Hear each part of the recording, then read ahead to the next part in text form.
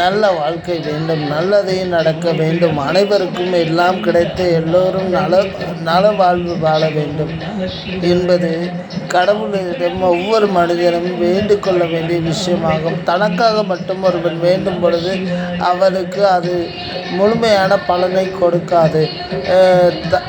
தனக்கில்லாமல் மற்றவருக்காக வேண்டும்போது அது நமக்கு முழுமையான பலனை கொடுக்கும். எப்படி வாழ்கிறோம் என்பது முக்கியமல்ல, எப்படியாவது வாழ வேண்டும் என்பதற்காக தவறான பாதைகளை தேர்ந்தெடுப்பதும் நமக்கு அசிங்கமான நிகழ்வுகளை ஏற்படுத்திவிடும். எப்படி பார்த்திங்கன்னா,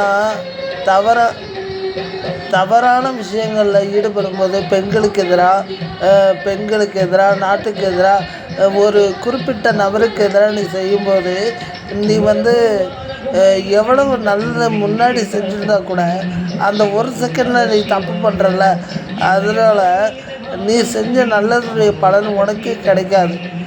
எதையும் கீப்பப் பண்ணிக்கணும், புரிஞ்சுக்கிட்டு நடக்கும்போது கொஞ்சம் நல்லா லைஃப் நல்லா லீட் பண்ண முடியும். நன்றி.